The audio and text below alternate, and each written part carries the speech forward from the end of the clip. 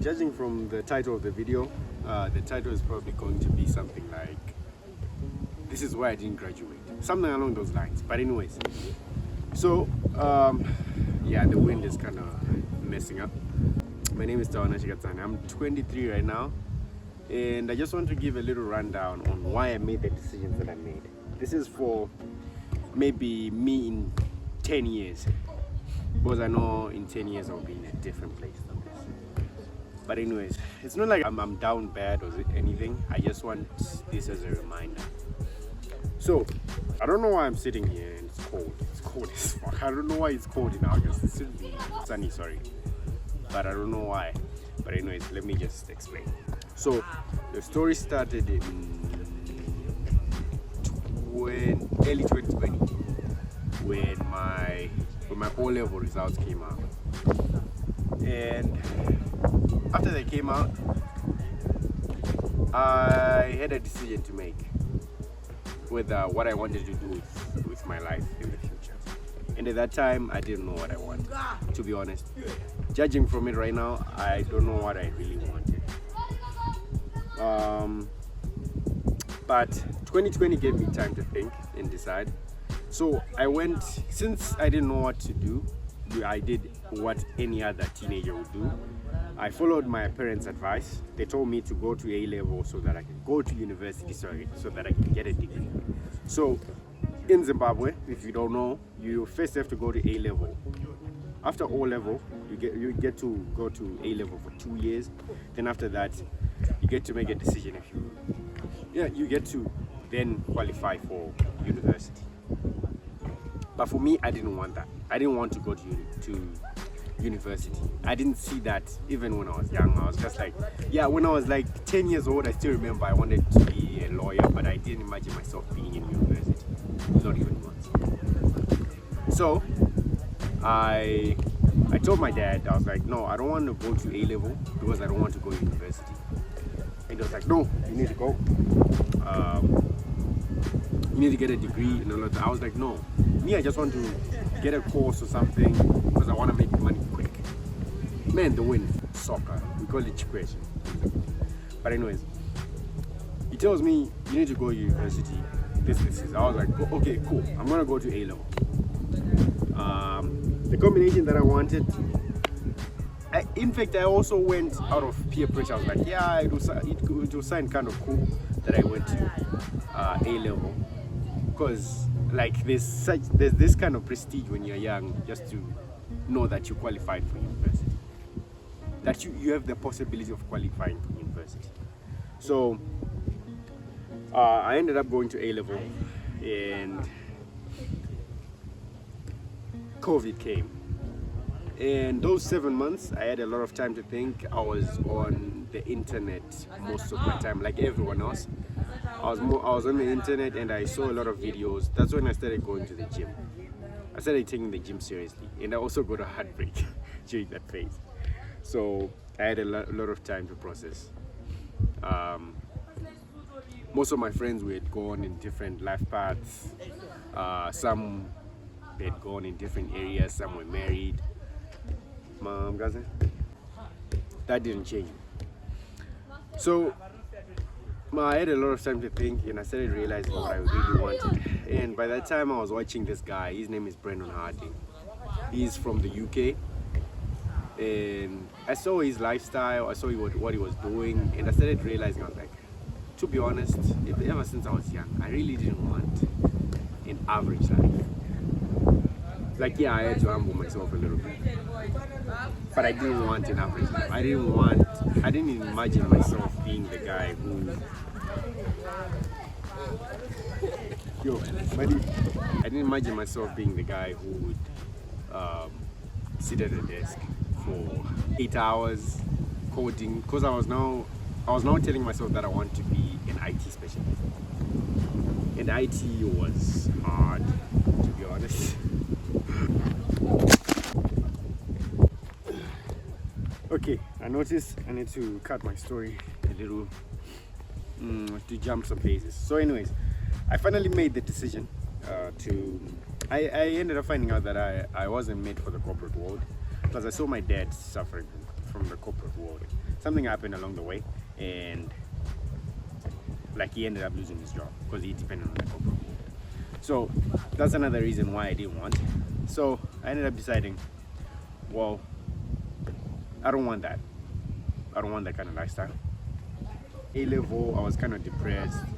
I started thinking, I was like, no, I don't want this. I don't want this life. I don't even know why I'm doing computer science. Then I realized I chose computer science because when I was 16 or 15, we were in the dorm rooms. I was in a boarding school, and one guy convinced me. I was like, this career path is going to be awesome. Everyone is going to be on this. It was IT. And I was like, yeah, everyone is going to be an IT specialist, and IT specialists are going to be the richest people. I was like, oh, okay, that's cool. Okay, now I want to be an IT specialist. So I started being serious with computers, but only to find out it wasn't meant for me. So I started not being serious with school because there was a time they would tell us to go to school during COVID, like at the end of COVID. Now I really knew what I really wanted. I knew that I don't want this life. I don't want to be sitting at a desk doing all this. I wanted something to use my hands, something that I can, okay, when I start knowing the skill, I can take it outside, and it also gives me time to train, and also by that time I wanted to be a bodybuilder. So I go back. Now we are back in high school. We are now going to high school. We are now able to go into schools. I think we were allowed to go like 3 times a week, and I would go maybe once. That's how bad it was. Because they were saying you need to be a certain amount. I think it was like 500 kids should attend each day, so they would switch days, and we were like 2,000 or 3,000 kids in that school. And like during the week they would divide us into groups, and 500 kids would attend school in different days. So for me, I would maybe attend like once because we were candidates, so we had to attend more times than the rest of the school. And it got to the point where I've never had this issue where my teacher starts complaining that I'm not taking school serious. I've never had that kind of situation. But when I was 17, it started happening. 17, 18, it started happening.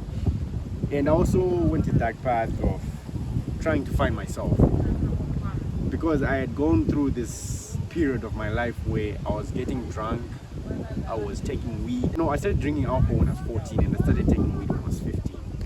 And now I'm 17, 18. I'm wondering where my life is going, if I want this life. And I started seeing that I don't even like going to parties, but I go to parties. And I still remember there was this one friend, I'm not gonna mention his name because I don't know, it's just drama. So we were friends in high school, and this guy, even after high school, even after the O level, we were still talking. So sometimes he would call me and we would get drunk or get high, something like that. And sometimes I would even sleep at his place because I was too drunk to go back home. So I'll go home maybe the next day in the afternoon. So I ended up deciding that I don't want this. I'm not even a party guy, bro. I'm just doing this out of peer pressure. So it's almost like that period of COVID, I isolated myself. I changed locations because it was getting a bit too windy and it was getting cold. And I was getting a running nose, so I had to leave. But anyways, so I went through that isolation phase. And I ended up finding out that I didn't like a lot of things that I thought I liked. It was also all out of peer pressure. Because it's funny how much being alone can make you realize a lot of things. And you find your true self. And in a way you would say I was kind of depressed. But yeah, I ended up finding out that I didn't like wearing drippy clothes. It was all out of peer pressure. I didn't like getting drunk. I didn't like being high. So I started asking myself, since I don't like all these things, this was the depressing part. Who am I? I think I went through a midlife crisis at 18 years old, bro. But yeah, I asked myself, who am I? And during that process, I started asking myself, like, and by the way, during that whole during that phase of me being 18, 17, 18, during the high school years, I also came across during the quarantine, or yeah, COVID. I also came across people in the manosphere like Andrew Tate, like Myron Gaines, and I liked how these guys would be able to just articulate themselves. They articulate these ideas that they have in their heads. I was like, oh, okay, that's interesting. And I ended up deciding, okay, I want to create a character. From watching Brendan Harding, these Manosphere guys, all that confidence, all those things that I was seeing, I was like, okay, I want to create a character that I want to achieve. And I started asking myself, like, what would I want this character to have, right? And this period this was after I realized I failed my A level. And I gave myself a couple options. I was like, okay, I want to do this, this, and this, and this. If all these don't work, I'm going on an LDS mission. This was after I got baptized. Because after I stopped drinking and all of that, I was like, okay, since I'm not doing all of these things, the best way is my personality aligns with the Church of Jesus Christ of Latter-day Saints. Let me go there. So after all these options failed, I was like, okay, I'm gonna go on mission. And why I decided to go on mission is because I saw that going on mission would help me with the qualities that I needed for the avatar that I created in my head that I wanted to be like. So this avatar, I wanted him to be so confident that people would literally think this guy is arrogant. I wanted to be so confident in myself that people start to think this guy is arrogant. But I was just being confident. I don't know where you draw the line, but it is what it is. Then, number 2, I wanted to be able to hold an eye contact when I'm talking to people, because I was so bad at it. Like when I was talking to someone, I would always look aside or look down, because I was just ashamed of myself. Maybe the way I look, I don't know, but I was just ashamed of myself.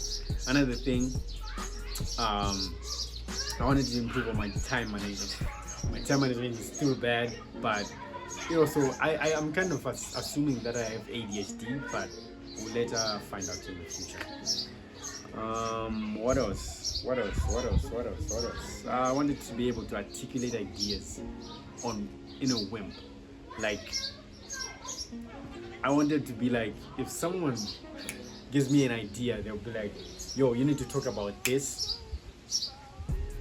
At the drop of a water drop, I can think of an idea, an example, and just tell you how it is. And just, especially if I believe in that thing, I'll just tell you whatever it is, and I just explain to the extent where you understand it more than, I'll make you understand more than anyone else. And that's exactly what I was willing to achieve. And I went through a lot of suffering, I'm not gonna lie, because I still remember all my LDS mission.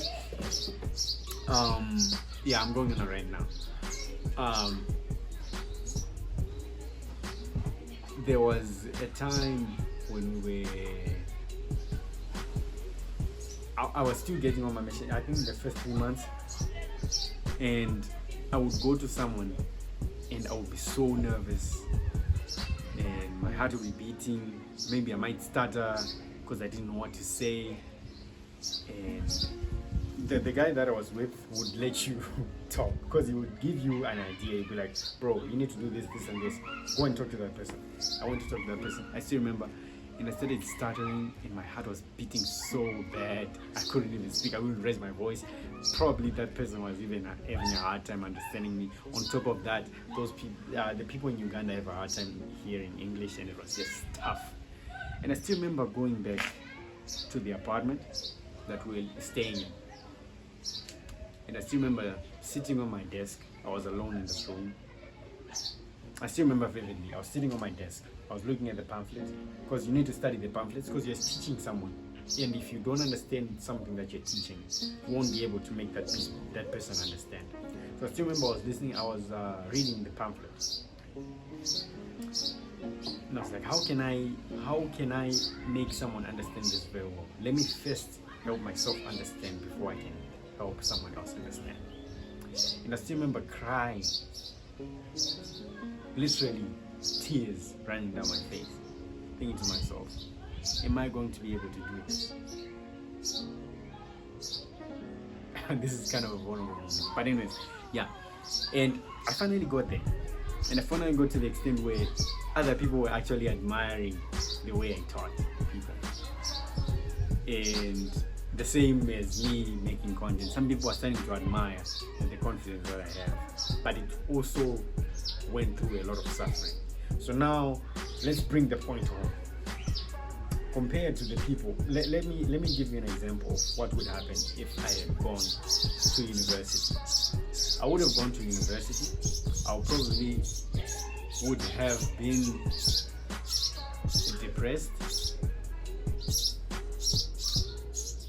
and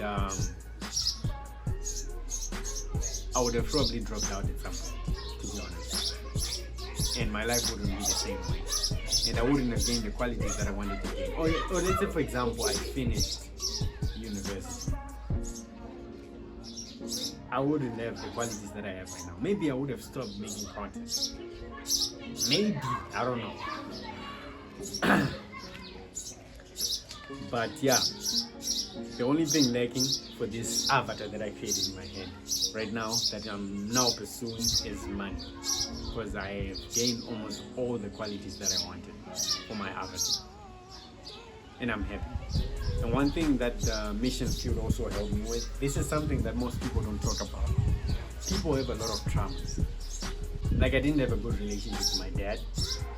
And like, imagine being in this place where you're put in an area. For example, you are in Kwazana, right? And you're put with this person for 6 weeks, and you have to make sure you understand this person, but at the same time you need to be able to find people to teach and baptize these people. And you have never seen this person before. This is the first time to see them. Maybe they're from a different country. And imagine you get to find out. Okay, let me give you an example. Everyone has an idea of how Americans should behave because of movies. And you get to find out that the version that you have in your head is not how how those people are. They're just like everyone else. They also make mistakes. And I ended up finding out that I had a lot of traumas that I needed to work through to be able to work with other people. Because even living with someone else, I saw this trend. I'm not gonna specify, but I saw this trend in me that I also needed to change, and I ended up finding out that part of it was the relationship with my dad, and it really helped. I'm not gonna lie, and that's something that most people don't get to figure out. And I'm happy that I am unapologetically myself. Yeah, I got it right. And yeah, also during my mission, I ended up finding out that I don't like bodybuilding as much. I actually like powerlifting. I always like being strong. I still remember when I was young, and that's the reason why I also started playing rugby, because I just wanted to be strong. And when I ended up realizing that I can do powerlifting, I can be strong but also look good, I was like, yeah, definitely I'm going with powerlifting. So you might be wondering, so what's the goal? What was the whole purpose of this? What was this avatar? So I ended up finding out that I wanted to be a fitness influencer. That's number one. I wanted to be confident. I wanted to be dependable as a person. I still want to have a family of my own, but I wanted to be a figure that people would look up to and admire, because when I was young, I couldn't find someone who I really thought that this guy, I admire him, I want to be like this kind of person around me. And so I ended up deciding that I wanted to create that for the next generation, whether it's for my own children or the children of the people around me. I didn't want, because I believe us as human beings, we have the ability of creating things, and you can create your life. I didn't believe that your parents can create a life that they want for you. You can create a life for yourself. You can create, you can be a whole different person because of the experiences that you've been through. Some of them, they were not because you actually accepted them, but they just happened to you without you even asking for them. Maybe God did it for a reason. Now you can share a story to everyone else about something that happened to you that you thought was bad at that time, but now you see that it was actually good for a reason. You get it? You can also actually give other people motivation. Me personally, I grew up as this insecure kid, quiet kid, and now I can look at myself and I'll be like, okay, I've come a long way. And some people that know me, they'll be like, yeah, we used to know this guy. He was a quiet kid, but now what happened? Yeah. So that's also another thing to everyone who might be watching, that you can also change. You can change the version of yourself that people around you created to make it the version that you want for yourself. You don't have to follow everyone else's ideas. But genuinely, the message for me in 10 years is, I'm glad that you made the decisions that you made. And I know that I'm gonna come back to that tree that I made the first bit of this video. I'm gonna come back to the tree, and I'm gonna make another video in 10 years, reflecting on what really happened. The goal is to be the biggest fitness influencer in Zimbabwe, and to be a world champion, and to prove to everyone that we can all do it, because there's no world champion in Zimbabwe. There isn't a Zimbabwean powerlifting singlet yet in the IPF, and I'm gonna bring it home. And I want to be rich. I want to pull in a Lambo Urus, bro. I know it's crazy, and there's a lot of things that I want.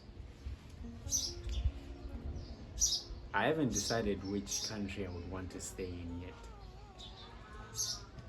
Which one should I choose? I was thinking of the UK, but now I'm kind of thinking of something like Sweden, or what's the name of this country? Poland. I'm still deciding between those two. Sweden or Poland. I don't know about the weather though.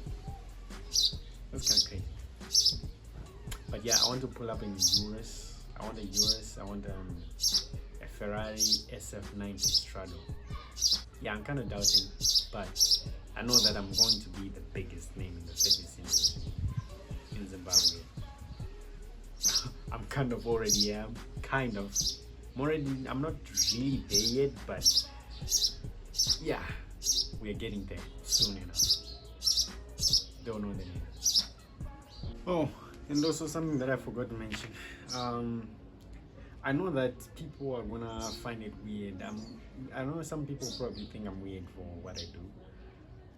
But I really don't care. I really don't care, man. Because I've seen how some people are so, how would you call it? Are prideful about some things that you shouldn't be prideful about, like getting drunk. I've seen people making jokes about them being so drunk they threw up. Like, I'm thinking to my head, like, why would you be bragging about throwing up? You're literally bragging about throwing up. What was that? Putting poison in your body and you're telling me that is cool. No, me, I just want to achieve great things. Maybe I'm weird, maybe I'm boring, I don't really care. A lot of people call me weird. Or some girls that I've talked to, they say you're kind of weird.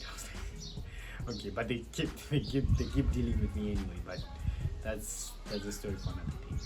But anyways, yeah, I know some people are gonna probably think I'm weird, probably think I'm crazy, but I really don't care. I really don't care. I just made a decision that this is what I want for my life, and I don't care whatever happens. I don't care how I feel.